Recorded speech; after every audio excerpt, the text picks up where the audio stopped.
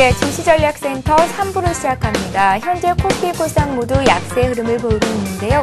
코스피는 장중에 상승 반전하면서 1750점 위로 올라가기도 했지만 투심이 다소 위축됐습니다. 개인들이 팔고 있다는 점 지수에는 부담이 되고 있습니다. 미국 증시가 1% 하락하면서 주변국 아시아 증시 일제히 하락세를 보이고 있는데요. 시황센터 연결해서 자세한 시황 소식부터 듣고 가겠습니다. 박미라 아나운서 나와주시죠. 네, 시황센터입니다. 개장 초부터 방향 찾지 못하고 갈짓자 형태를 보이던 코스피가 현재 낙폭이 더 커지고 있습니다. 오전장을 마감하는 12시 구간 코스피는 6포인트 하락한 1742포인트를 기록하고 있습니다. 오늘 뉴욕 증시 급락 영향으로 하락 출발한 코스피는 1744포인트로 출발했습니다. 하지만 장 초반 프로그램 매수의 강세를 보이면서 1751포인트까지 오르면서 빨간불이 들어오기도 했는데요. 12시 구간 개인의 매도는 강해지고 있고 또 외국인과 기관의 매수가 줄어들면서 1740포인트 초반까지 내려온 상태입니다. 수급으로 좀 더 자세히 확인해 보겠습니다. 오늘 장에서도 개인은 여전히 부담되고 있습니다. 현재 개인이 350억 원 이상 팔고 있고 여기에 기관과 외국인이 동반 매수하고 있지만 관망하는 분위기에 더 가깝다고 볼 수 있겠습니다. 현재 기관이 98억 원, 외국인이 217억 원 매수하고 있습니다. 이어서 코스닥 흐름도 확인해 보겠습니다. 코스닥은 장 초반 강세를 보일 것으로 예상이 됐지만 오전장을 마감한 12시 구간 490포인트마저 무너지면서 움직이고 있습니다. 현재 6포인트 하락한 489포인트를 기록하고 있습니다. 오늘 코스닥은 496포인트로 출발했습니다. 장 초반 497포인트까지 오르면서 빨간불이 들어오기도 했는데요. 기관의 매도가 강해지면서 현재 12시 구간 490포인트가 무너진 상황입니다. 수급으로 좀 더 자세히 확인해 보겠습니다. 현재 개인과 외국인이 동반 매수하고 있습니다. 개인이 180억 원, 외국인이 61억 원 매수하고 있지만 기관이 200원 넘게 매도하면서 주가 하락에 영향을 주고 있습니다. 이어서 원달러 환율도 체크해 보겠습니다. 환율은 상승 출발하면서 1,200원대 후반까지 올라왔습니다. 현재 2원 90전 오른 1,207원을 기록하고 있습니다. 미국 경기 둔화 가능성이 제기되면서 안전자산 선호 심리가 강해지면서 원달러 환율도 상승 압력을 받고 있는 것으로 보입니다. 또 수급 측면에서 역외 세력에서 달러를 다시 사들이고 있고 또 은행권에서는 쇼커버에 나서면서 원달러 환율 상승 압력을 받고 있는 것으로 풀이됩니다. 이어서 시가총액 상위 종목군 코스피 흐름 확인해 보겠습니다. 오늘 코스피 시가총액 상위 종목군 눈에 띄는 업종이 있습니다. 철강과 화학주가 강세를 보이고 있는 반면 나머지 종목들은 휘어가고 있는 분위기인데요. 삼성전자가 2% 이상 하락하고 있습니다. 반면 포스코는 어제도 2% 넘게 오르면서 마감이 됐는데 오늘도 추가 상승이 나오면서 1% 이상 강세를 보여주고 있습니다. LG화학도 시총 4위에 오르면서 연일 52주 신고가를 갈아치우고 있습니다. 오늘도 0.7% 오르고 있습니다. 다음 종목들도 확인해 보겠습니다.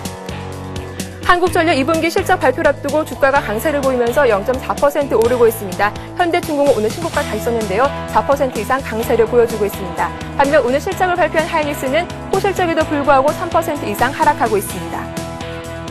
다음 코스닥 흐름도 확인해 보겠습니다. 코스닥 시가총액 상위 종목군 역시 혼조세를 보여주고 있습니다. 어제 52주 신고가를 썼던 서울반도체가 1% 이상 하락하고 있습니다. 셀트리온은 2분기 실적 부진에 3% 이상 떨어지고 있고 SK브로드밴드 역시 1% 이상 약세를 보여주고 있습니다. 하지만 CJ오쇼피는 7거래 연속 강세를 보이면서 2% 이상 크게 오르고 있습니다. 다음 종목들도 확인해 보겠습니다. 다음과 네오이즈 게임즈나 빨간불이 들어온 상태입니다. 현재 메가스터디와 태용이 1%, 2% 이상 떨어지고 있습니다. 이어서 오늘 특징 테마주 확인해 보겠습니다. 정부가 주택거래 활성화 대책을 무기한 연기하면서 건설업종이 큰 폭으로 하락하고 있습니다. 대우건설과 GS건설, 대림산업이 모두 1% 이상 떨어지고 있습니다. 남광토건이 5%, 덕산건설이 6% 이상 약세를 보여주고 있습니다. 건설주가 주춤하자 연관산업인 시멘트 관련주 주가도 크게 하락하고 있습니다. 지난 9월 이후 건설 경기가 약세를 보이고 게다가 원자재 가격이 상승하면서 시멘트 관련주 주가는 연일 하락하고 있습니다. 성신양유가 1% 이상 떨어지고 있습니다. 한일시멘트와 상용양회도 2% 이상 떨어지고 있고 유진기업 역시 2% 낙폭이 커지면서 시멘트 관련주 모두 파란불이 들어온 상태입니다.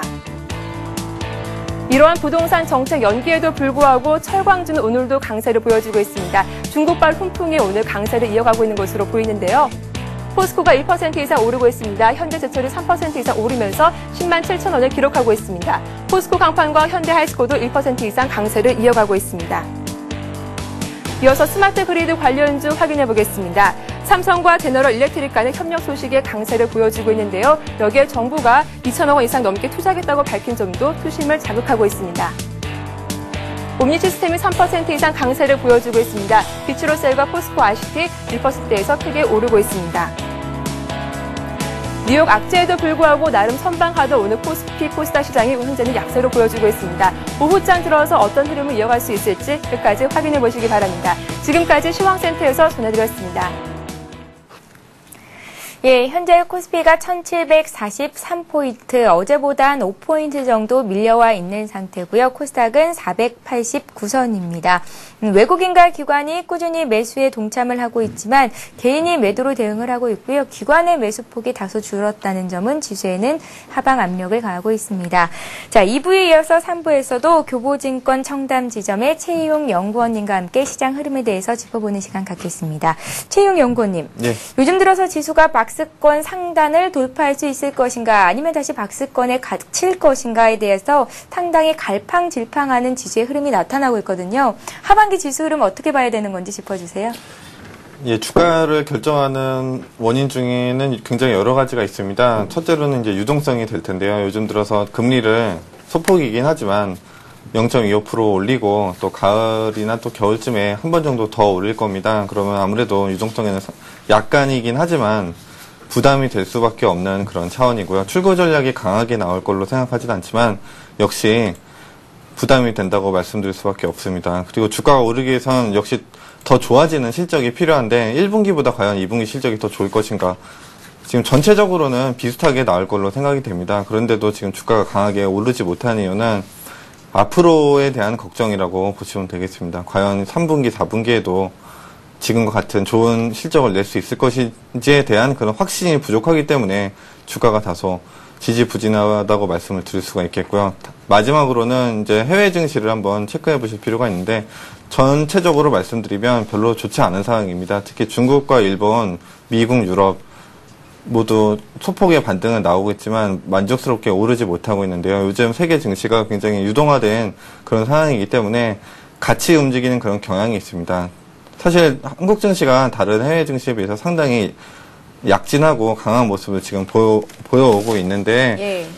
지금 차트를 한번 보시면 예, 차트를 좀 길게 보여드리겠습니다. 지금 박스권 상단이 점점 높아지고 있는 모습이 보여집니다. 지금 1700에서 1750으로 박스권이 한번 올라갔고요. 지금 실적이 조만간 좋게 발표가 나오고 해외 증시에서도 좋은 움직임을 보인다면 박스권 상단은 1800까지 볼 수가 있겠습니다. 하지만 2000 돌파라든지 3000 간다 이런 말은 올해는 좀 어렵다는 생각이 들고요. 또 다른 악재가 다시 불거지거나 그런 경우에는 박스권 하단까지도 다시 밀리는 경향이 나올 텐데 지금까지는 박스권 하단이 한 1550 정도로 보여졌는데 지금 242 이동평균선 보이시죠? 여기 1650을 지금 지지를 하고 있는데 악재가 좀 많이 나오면 1600까지 보고 있습니다. 그래서 하반기는 1600에서 1680을 그렇게 왔다 갔다 하는 박스권 장세로 보시면 되겠습니다. 예, 하반기 실적 장세가 이어질 것이다. 얘기 들어봤습니다.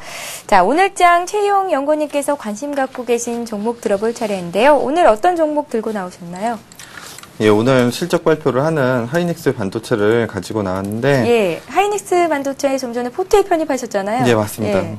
네, 오늘 아까보다도 지금 더 내리고 있는 모습입니다. 지금 장이 지수가 다시 밀리면서 지금 242 이동평균선을 다시 위협하고 있는데 단기간의 움직임에 너무 신경 쓰지 마시고 지금 하이닉스 반도체에 대한 좀 대략적인 좀 설명을 다시 드리도록 하겠습니다. 가장 대표적인 메모리 D램을 만드는 회사로 보시면 되겠고요. 굉장히 투자자 여러분들에게 친숙한 회사입니다.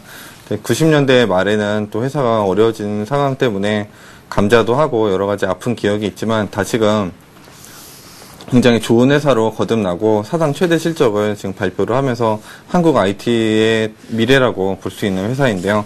요즘 들어서 D램 가격이 전반적으로는 올랐지만 최근 한두 달 동안 다시 내렸습니다. 지금 1기가 DDR 램 가격이 1달러에서 지금 3달러까지 올랐다가 다시금 2달러대 초중반으로 지금 밀려온 상황인데요. 좀 공급 과잉에 대한 우려가 다시 부각이 되면서 요즘 다시 조정을 좀 받았습니다. 고점이 거의 29,400원인데 고점 대비 약 30% 이상 밀려 있는 상황입니다. 다만 지금 이 가격대에서 보유를 할 것인지 아니면 손절매를 해야 될 것인지에 대한 고민이 굉장히 많으실 텐데요. 특히 최근 매매를 하신 분들은 대부분 손해를 보고 계실 것 같습니다. 이렇게 안 좋은 얘기가 나올 때 바로 매수를 해야 된다고 저는 말씀드리고 싶고요. 특히 실적이 안 좋은 것도 아니고 비전이 없는 것도 아닌데 이렇게 내리는 거는 오히려 지나치게 예민한 반응이라고 말씀을 드리고 싶습니다. 특히 3분기 실적도 2분기하고 비슷한 실적이 지금 예상이 되고 있고 아까도 말씀드렸듯이 PER이 4배밖에 안 됩니다. 굉장히 싸게 하이닉스를 살 수 있는 기회이기 때문에 좀 여유가 있으신 분들은 지금 같이 매수를 해보시면 좋겠고요. 네, 목표가를 35,000원으로 제시를 해드리고요. 손절가는 2만원으로 제시를 해드리도록 하겠습니다. 예, 하이닉스 반도체는 최희용 연구원님께서 오늘 포트에 편입을 하시겠다라고 말씀하신 종목이기도 한데요. 좀 전에 말씀드렸던 가격대보다도 지금 현재 조금 더 내려와 있습니다. 22,700원 선에서 매수를 해보시면 함께 하시니까 또 투자하시는데도 더 도움이 많이 될 것 같습니다. 참고하시기 바라겠고요. 자, 이어서 오늘 문자 종목 상담 순서죠. 스타 Q&A 시간 이어갑니다.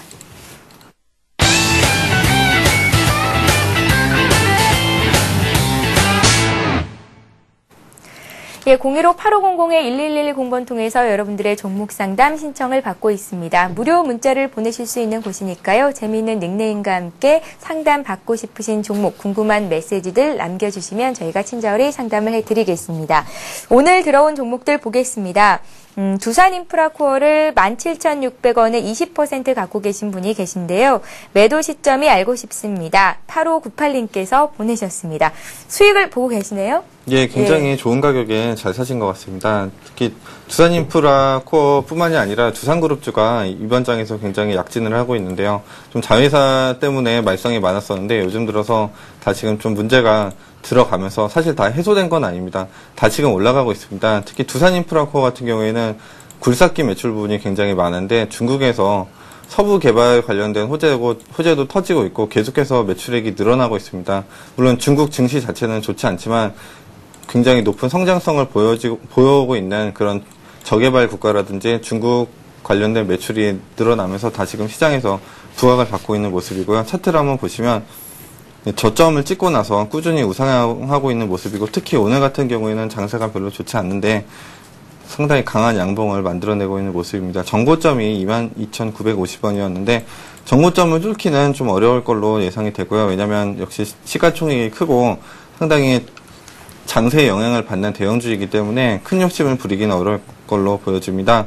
목표가를 단기적으로는 22,000원으로 제시를 하고요. 손절가는 60일선을 보여지고 있는 19,000원으로 제시를 해드리도록 하겠습니다. 꼭 들고 가셔서 좋은 차익 실현을 하실 수 있으면 좋겠습니다. 예, 두산인프라코어 봤고요. 자, 이번에는 아토를 보겠습니다. 아토라는 종목을 들고 계신 분 7,880원에 30% 들고 계시다고 합니다. 시원한 상담을 부탁드립니다 하셨는데요. 최인권님, 무더위에 수고가 많으시네요 하셨는데 여기는 지금 굉장히 시원하거든요. 에어컨이 틀어져 있어서. 최용 연구원님, 예. 오실 때 밖에 많이 덥던가요? 어제보다는 좀 덜 더운데 역시 예. 찜통더위라서 그런지 특히 이렇게 정장을 다 입고 나오면 상당히 덥습니다. 예, 더위를 잘 이겨내야겠습니다. 자, 아토라는 종목을 상담을 요청해 오셨는데요. 7,730원 선에서 오늘장 거래가 되고 있거든요. 앞으로 어떻게 대응해 보면 좋을까요? 아직 매수는 안 하신 건가요? 7,880원에 매수를 하셨다고 하네요. 좋은 가격에 매수했다고 생각이 됩니다. 예. 대표적인 반도체 장비 업종이고요. 아토 말고도 PSK라든지 주성엔지니어링, KC텍 등등 관련된 반도체 장비 업종이 한 20개 정도가 넘습니다. 지금 움직임을 보시면 약간 꺾여 나가는 그런 모습이 있는데 하이닉스하고 약간 움직임이 비슷합니다.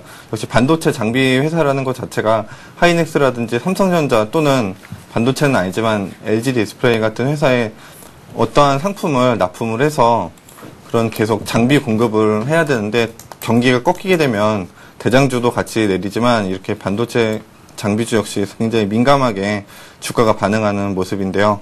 지금 60일선을 지지하고 있는 모습입니다. 아토 지금 시가총액이 약 2,600억 정도 되는데 올해 영업이익 예상액이 약 400억 정도로 보여집니다.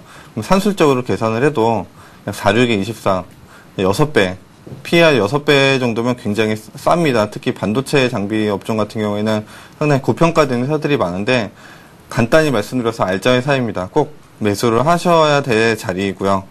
굉장히 우량하고 성장성이 있는 회사입니다. 다만 약간 조심을 하셔야 되는 부분이 반도체 업종 자체가 굉장히 경기에 민감합니다. 원래 주식이라는 것 자체의 속성이 오르고 내리고 등락이 심하지만 실적이 좋아질 때는 굉장히 좋아져서 주가가 몇 배씩 오르지만 또 설비 투자를 많이 해놨는데 경기가 꺾이게 되면 공장이 돌지를 못하고 급작스럽게 적자 전환을 하고 매출액이 줄어드는 그런 가능성이 있기 때문에 항상 그런 걸 체크를 좀 꾸준히 하시고요. 지금 다시금 좋은 기회에 매수를 할 수 있는 자리라고 생각이 되고요. 지금 혹시 8,000원 아래에서 매수를 하셨다면 다시금 전고점 9,400원까지 올라갈 수 있다고 지금 굳게 믿고 있습니다. 그래서 꼭 들고 가시고 목표가를 10,000원 제시를 해드리고요. 손절가는 7,000원으로 제시를 해드리도록 하겠습니다. 예. 굉장히 좋은 종목 잘 사셨다는 말씀을 덧붙여 주셨으니까요. 참고하시기 바라고요.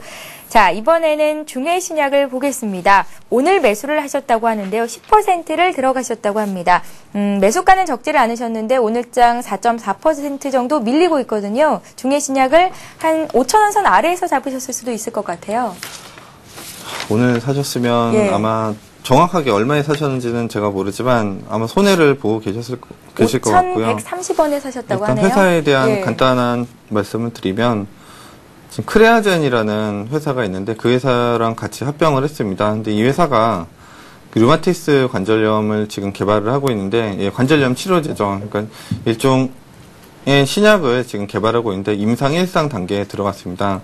류마티스가 상당히 고질병이고 자가 면역 질환, 즉 자기 몸이 자기 스스로를 공격하는 그런 일종의 굉장히 고치기가 어려운 병인데 현재로는 뚜렷한 치료 방법이 없습니다. 다만 그냥 통증을 좀 감소시킬 수 있는 그 정도의 치료 방법밖에 없는데 만약에 이 치료제가 임상 1, 2, 3상을 다 거치고 시판이 돼서 정말 효과가 있다면 주가가 지금의 10배 이상도 오를 수 있는 그런 엄청난 효과를 기대를 할 수 있습니다. 하지만 임상 기간이 굉장히 깁니다. 1상, 2상, 3상 바이오주 투자를 하는 분들은 굉장히 중장기적으로 보셔야 되는데 보통은 테마가 급격하게 일어나기 때문에 이렇게 단기간에 주가가 급등하는 모습을 보여오고 있습니다. 그래서 지금 전체적인 배경을 좀 설명을 드렸고요. 중해시장뿐만이 아니라 중해홀딩스 차트를 잠깐 보시면 중해홀딩스도 굉장히 많이 올랐습니다. 오늘도 거의 상한가 가까이 갔다가 다 지금 상승폭을 좀 줄여왔고요. 중해신약 일단 말씀드리면 성장성에 대한 그런 신약에 대한 기대치 자체는 주가에 전부 반영이 되어 있는 상태입니다. 그리고 1상, 2상, 3상 통과가 되려면 굉장히 많은 시간이 걸리기 때문에 좀 길게 보셔야 될 것 같고요. 지금 가격에서 매수를 하시는 건 좀 부담스러운 자리라고 생각이 되고 있고요. 특히 더 싼 가격에서 살 수 있는 기회가 있다고 생각을 합니다. 그래서 지금 오늘 매수하셨으면 좀 매수하신 자리가 좀 좋지 않다고 생각을 하기 때문에 좀 빠져나오셔서 좀 손절매를 하시는 게 좋을 것 같습니다. 예, 그래도 비중을 10%만 들어가셨으니까요. 최용 연구원님께서 하신 말씀 잘 판단하셔서 신중하게 투자 전략 세워보시기 바랍니다. 자, 이번에는 아시아나 항공을 보겠습니다. 8,040원에 매수를 하셨고요. 보유하고 싶은데 어떤 방법이 좋을지 알고 싶습니다. 비중을 50% 가져가신 분입니다. 0689님이신데요. 오늘장 9,000원 넘어서 거래가 되고 있고 최근에 많이 올랐었는데 최근 들어서 주춤하더라고요. 일단 들고 가도 괜찮을까요? 아시아나항공이 사실 올해 가장 큰 상승을 보인 종목 중에 하나인데요. 일단 예. 항공주 굳이 설명이 필요하지는 않을 것 같습니다. 하루에 나가는 출국자 수만 거의 10만 명 가까이 된다는 그런 기사도 요즘 나오고 특히 작년 같은 경우에는 경기가 안 좋았던 것도 있고 다시 무슨 신종플루라든지 그런 이유 때문에 항공주들이 실적이 안 좋았는데 올해는 굉장히 매출액이 늘어나면서 특히 사상 최대의 영업이익이 지금 기대가 되고 있습니다. 하지만 주가에서 가장 큰 악재는 주가가 많이 올랐다는 거라고 말씀드릴 수가 있겠는데요. 이미 10,000원까지 한번 찍고 다시 좀 조정을 받고 있는 상황이기 때문에 실정에 대한 부분은 주가에 전부 다 선 반영이 됐다고 말씀드리고 싶습니다. 지금 8,000원대에 매수하셨으면 아직도 지금 수익권이라고 생각이 되는데 이미 10,000원대를 한번 보셨기 때문에 지금 수익을 좀 적게 실현하시는 게 좀 부담이 되시겠지만 저는 지금이라도 좀 작은 수익에 좀 만족을 하시고 빠져나오는 게 좋지 않을까 이런 생각을 합니다. 일단 단기적으로 실적이 너무 오른 것도 있지만 2분기보다 3, 4분기 실적이 더 좋아질 수가 없습니다. 2분기가 성수기이기 때문에 여름 휴가라든지 그런 해외여행 수요가 가장 많은 시기이고 3, 4분기 돼서는 다시금 둔화될 수밖에 없는 그런 상황이기 때문에 다시 주가가 좀 당분간 조정이 계속 이어질 가능성이 높다고 보고 있습니다. 그래서 지금 좀 차익 실현을 하시는 게 좋겠습니다. 예. 자, 이번에는 한 종목을 더 보겠습니다. 일진전기인데요. 일진전기를 매수하신 분이 21,200원에 20% 갖고 계시다고 했는데, 제대로 보내고 계신 건지 모르겠습니다. 일진전기가 현재 11,350원에 거래가 되고 있거든요. 장기 전망 부탁드립니다 하셨는데요. 장기적으로 봤을 때 일진전기는 어떻게 보세요? 일진전기 굉장히 우량주로 분류가 되고 있고요. 네. 절연선을 만드는 그런 케이블 업체로 보시면 되겠습니다. 전에도 한번 말씀드린 적이 있는데 동가기업하고 상당히 깊은 영향을 받고 있습니다. 동이 굉장히 전기 전도성이 높기 때문에 절연체에 굉장히 많이 쓰이고 있는데 요즘 들어서 동가 가격이 좀 내렸습니다. 그렇기 때문에 영업이익을 나타내는 그런 지표에서 상당히 좋은 모습을 보일 걸로 예상이 되고 있고요. 1분기 실적은 그렇게 썩 좋지는 않았습니다. 100억 이하의 그런 영업이익이 나왔는데 2분기, 3, 4분기에는 200억 이상의 영업이익이 각각 예상이 되고 있습니다. 지금 시가총액을 한번 보시면 4,200억 정도로 지금 보여지고 있는데요. 4,200억의 영업이익이 올해 7, 800억 정도라면 PER로 단순 계산을 하면 한 7배 정도 밖에 안 되는 그런 상당히 저평가된 모습이라고 말씀드릴 수가 있고요. 수급도 굉장히 탄탄하고 또 최근에 국민연금이 지분을 5% 이상 가지고 있다고 신고를 했는데 앞으로의 성장성을 굉장히 장기적으로 좋게 본다는 그런 말씀을 드리고 싶습니다. 다만 이 주가의 움직임 자체가 좀 급등주를 하시는 분이 보기에는 좀 지지부진하고 지루해 보일 수가 있지만 이런 종목에 투자를 하는 게 중장기적으로 투자에 성공할 수 있는 그런 좋은 지름길이라고 생각이 됩니다. 그래서 앞으로의 흐름도 단기적으로는 목표가를 15,000원 정도로 말씀드리고 싶고요. 계속 중장기적으로 보유를 하셔서 좋은 수익 보시기 바랍니다. 예. 자, 이렇게 해서 오늘 3부 종목 상담은 여기서 마치겠습니다. 지금까지 교보증권 청담지점의 최희용 연구원님과 함께했습니다. 말씀 고맙습니다. 감사합니다. 예. 네, 이어서 현재 코스피 골상은 어떤 움직임 보이고 있는지 보겠습니다. 먼저 코스피 시장으로 갑니다. 자, 코스피 지수가 어제보다 5포인트 정도 내려와 있습니다. 1743선에서 등락이 거듭되고 있는데요. 1740선은 지켜내고 있습니다. 1750선을 넘어가기도 했지만 오늘 기관이 매도로 장중에 전환이 됐고요. 개인 역시 매도에 가담을 하면서 지수를 아래쪽으로 끌어당기고 있습니다. 외국인들은 300억 원 정도 순매수를 해주고 있습니다. 코스닥 쪽도 살펴보겠습니다. 상승 반전하게 됐던 코스닥 지수가 하락으로 돌아선 이후에 낙폭을 더 키웠는데요. 어제보다 7포인트나 밀려 있죠. 489선에서 거래가 되고 있습니다. 코스닥 쪽에서는 개인과 외국인이 담고 있지만 기관의 차익 실현 매물이 255억 원 출회되면서 지수를 아래쪽으로 당기고 있는 모습입니다. 네, 이어서 주요 뉴스를 전해드립니다.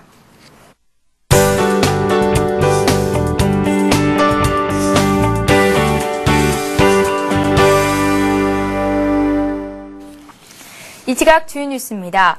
벤 버냉키 미국 연방준비제도 의장이 미국의 경기 전망이 불확실하고 경제가 취약한 상태를 보이고 있지만 다시 경기 침체로 빠져드는 이른바 더블딥이 발생할 가능성은 낮다고 밝혔습니다.